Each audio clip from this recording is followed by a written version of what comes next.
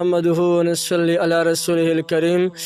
اما بعد، محترم نن به زه د دې خبرې وضاحت کوم چې کله یو بنده په مهد ځمکه باندې د الله جل جلاله نافرماني کوي، نو ځمکه الله جل جلاله ته څنګه عرض کوي او اسمان الله جل جلاله ته د دې بنده په باره کې داسې شکایت کوي، اسو خبرې کوي.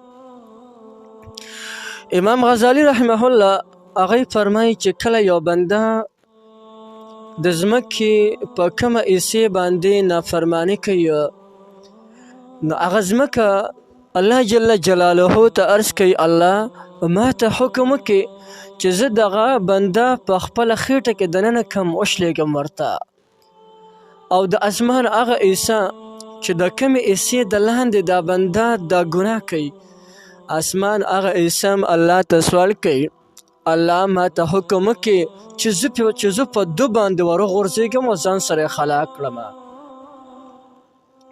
لیکن الله جل جلاله دواړو ته فرمایي ان کان عبدکم فشانکم به، ای ځمکې او اسمان که دا د ستاسو بنده وي بس ځئ چې څوم خوښي ورسره وکړئ، ما هم تاسو ته پرېښوده ځه.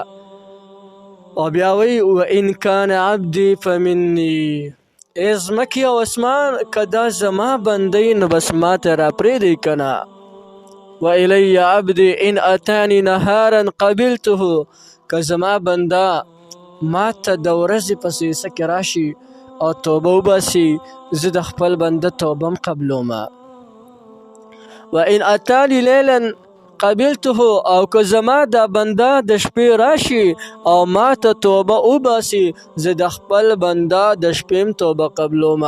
لوجد الله تواب الرحیم، دی به په هر حالت کې الله جل جلاله غفور رحیم او مهربان ذات مومي، یعنی توبه قبلونکی او مهربان ذات به مومي. ګوره الله جل جلاله په خپلو بندګانو باندې څومره مهربانه دی، د دونه نافرمانۍ باوجود چې شپه ورځ مونږه د الله جل جلاله نافرمانۍ کې او په د الله جل جلاله په چې کوم دی هغه نافرمانۍ کې اخته و، ګناحونو کې لیت فیت یو، لیکن بیا هم موږ چې کله الله جل جلاله ته توبه وباسو، الله جل جلاله باوجود د بار بار نافرمانۍ کولو زموږ توبه قبلوي. ستاسو دې نه اندازه ولګوئ چې الله جل جلاله په خپلو بندګانو سره څومره مینه کوي، څومره محبت ورسره کوي. ګورئ په قرآن مجید کې بر ځای کې الله جل جلاله فرمایي نبئ عبادي انی انا الغفور الرحیم، زما محبوب زما بندگانو ته خبر ورکړه د څه خبرې؟ انی انا الغفور الرحیم، چې زه بخښونکی او زه مهربانه ذات یم. او په سورة الکهف کې الله فرمایي کنه وربک الغفور ذو الرحمت، د ستا رب بخښونکی مهربانه دی او د رحمت والا خاوند دی، توبه کوونکي سره ډیره مینه ساتي. اوس دا خبره یاد ساتئ، کوم یو انسان چې الله جل جلاله ته توبه وباسي، الله جل جلاله د دې بنده سره څومره مینه کوي، دا خبره واورئ.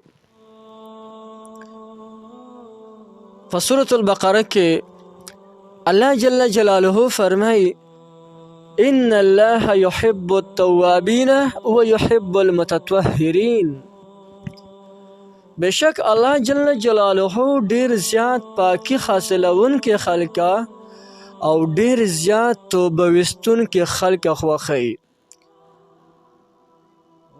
او بیا په سورة البروج کې هم الله جل جلاله فرمایي وهو الغفور الودود، د الله جل جلاله بخښونکی دی، مهربانه ذات دی، د ګناهونو بخښونکی ذات دی او محبت کوونکی ذات دی. د الله خو دومره خوښ دی دا توبه ایستونکی کس کوم انسان الله ته په خپلو ګناهونو اعتراف وکړي او الله جل جلاله ته ګناهونو نه توبه وباسي الله ته څونه خوښ دی د دې حدیث مبارک نه اندازه ولګوئ.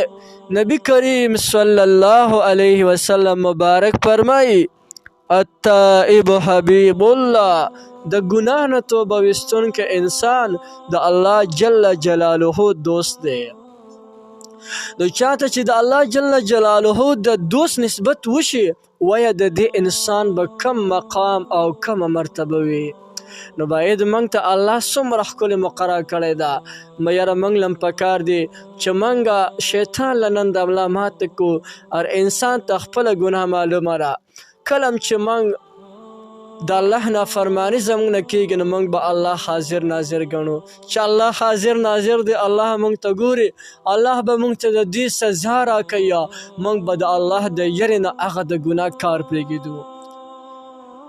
یو بزرګ خپل بچي ته نصیحت کو نو ورته دا مو ویلی بچي چې کله ستانه د ګناه مطالبه بچي د اسمان والا نه شرمېږي، اسمان والا ته اینی بچی کله ته د اسمان والا نه شرمېږي نو بیا د ځمکې والا نه وشرمېږه. زما دا راز چاته معلوم نشي. بچی کله په تا باندې داسې حالات راشي چې نه د اسمان والا نه شرمېږي او نه د ځمکې والا نه شرمېږي، بچی بیا خپل ځان په ځناورو کې حساب کا. ستانه خو ځناور بیا ښه دي، کم از کم حساب او کتاب ورسره نشته که نه.